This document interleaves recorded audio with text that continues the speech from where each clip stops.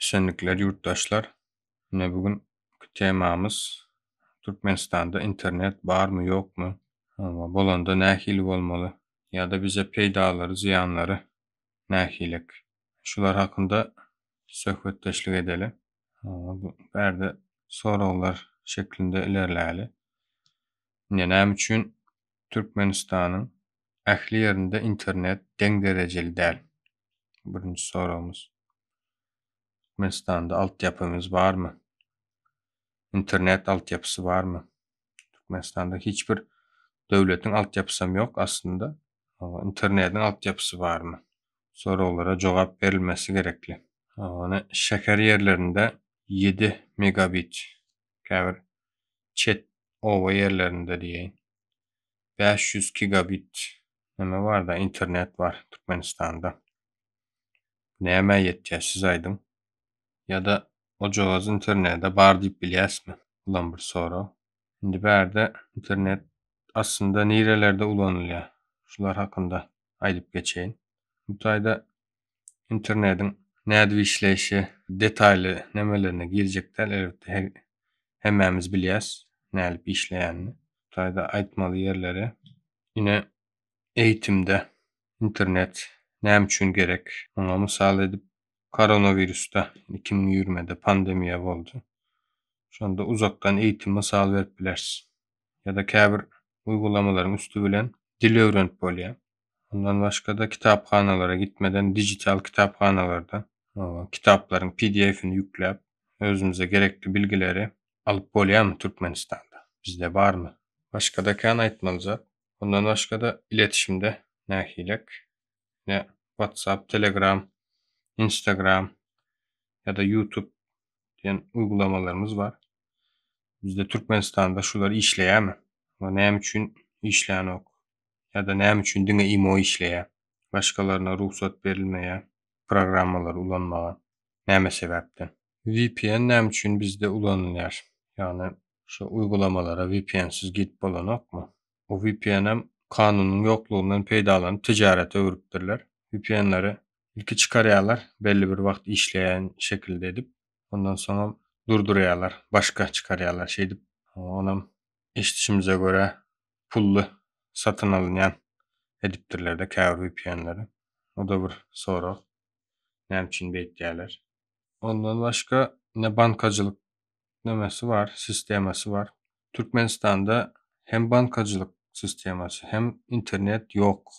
Hani barýalak görünýär, aslında yok. Ama muňa mysal edip ne yurdun daşynda işleýän yurttaşlarymız öýüne pul uzatýarlar da. Şo puly kargojularym üstü bilen uzatýarlar. Näme üçin banka kartynyň üstü bilen iýerip bilen oklar? Ama Türkmenistan'da aýlyklar karta geçýär diýip aýdýarlar da.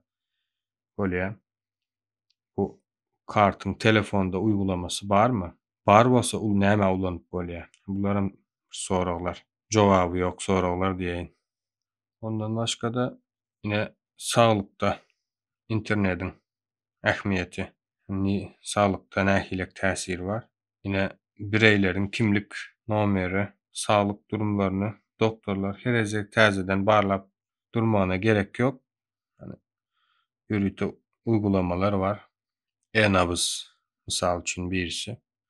Şo taýda kan gurubyny ýa-da rahatsyzlygyň bar bolsa, kronik rahatsyzlygyň, kalp, tansiýon, dawleniýa diýerler bizde. Rahatsyzlyklary bolan bireýlere geýilebilir jihazlaryň saýesinde ajil durumlarda erken fark etme mümkinçilikleri bolýar. Ondan başga da ine hassanalarda oçra durýarlar adamlar. İnternet bolanda rendewe sistemasi bilen boşuna işini taşlap oçra durmazýarlar. Wagtyny tyşytlamana kömek edýär. Boşuna işini taşlap oçra durmaýanda rendewe çekýän belli güne sagatyna we şol sagada gelýär. Şol sagat seniň 15 minutmy 20 minutmy bilmedim.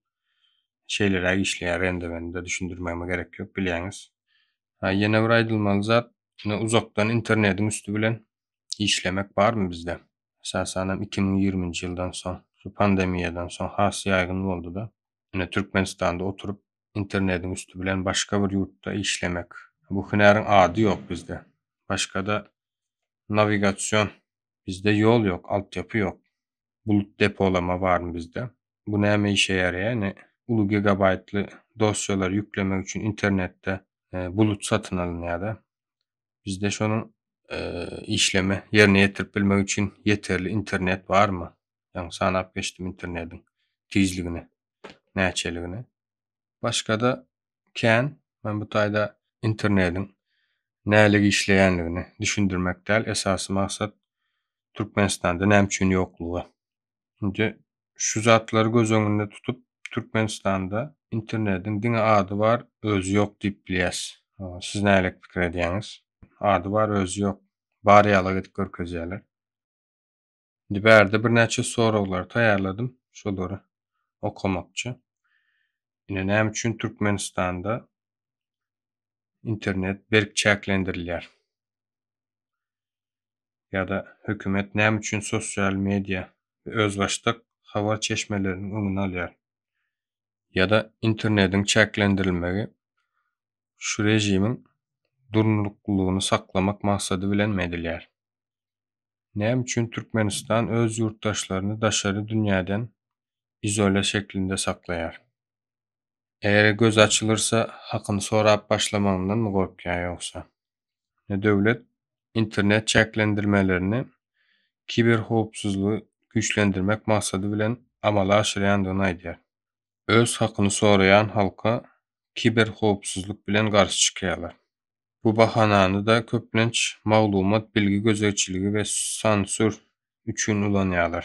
Netijede rejim interneti çäklendirip halkyň şu wagtky ýagdaýyny saklamak, daşary dünýä bilen täsirlerini çäklendirmek we halkyň maglumatlara el ýeterliligini kontrolde saklamak isleýär. Ine ildeşler, siz näme pikir edýäňiz? Bizde hakykatdan internet barmy? Ýokmy? Ýa-da bar, men bilemok. Öz pikirlerinizi ýazyň. Dinläniňiz üçin sag bolun.